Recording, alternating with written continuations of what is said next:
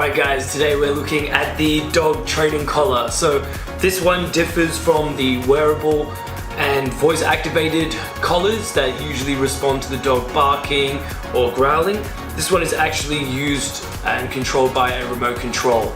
So I'm going to introduce some of the different functions and levels and how you can use this to train your dog to stop barking when it doesn't need to and to curb bad behavior. So we'll take a look. So to turn on the device or unboxing, we'll start with unboxing. You come to a nice box packaged with everything completely in order. You've got a collar to wear the device. You have the device here so you can thread that through either side and mount it just below the throat of your dog. So you want it about at least 2 fingers to be able to fit in there. You don't want it to be too tight. You have the charger both for the remote and also for the collar. So this charges at the back here. There's a rubber stopper and you can charge via that AC. It also comes with your USB and power supply unit there, and you have your electric points here and also your silicone covers. So if you have a short-haired dog or a smaller dog, you can use the shorter electric points, or you can use the longer ones if you have a longer haired dog or a larger dog. So make sure you think what's appropriate first for your dog before using it, and potentially using the silicone covers to make it more protected and more comfortable for your dog as well. So it's all about safety here.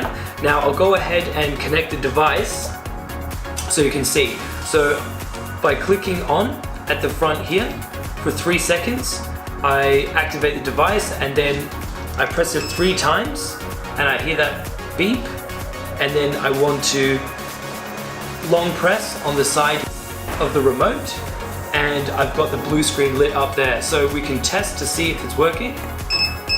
So you can see that. So I'm pressing the beep button there, so we're getting that coming through the collar. Now to adjust the settings, we have 3 different settings to start with. We have the sound, which is default. We have the electric current, which will give the dog a shock, and we have the vibration. So you actually have a choice between 0 to 100 for the vibration and also the shock. So this will give you a good range depending on how big your dog is and depending on how they need to be trained, from 1 to 100. So you can simply adjust this using the orange plus and minus buttons here. So if we want to decrease the vibration, we can do it there. So as you can see, it's quite low, or we can do it quite high. So you can see that's the same with the shock. So with the shock, it actually comes with this device that we can test the shock with. So we simply put that onto the 2 electric points. We press shock and you can see it light up and get the electrical pulse. So the same is if we create a higher setting, we get the electrical pulse there.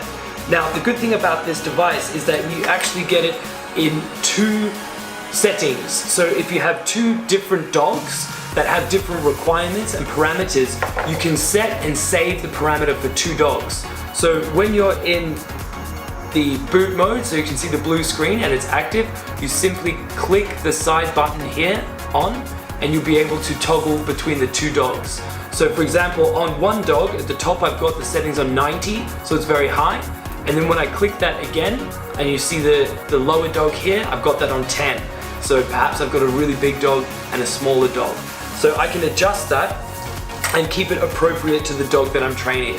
So it's a very versatile product here, and it will allow you to curb that bad behavior and do it in a safe and controlled way.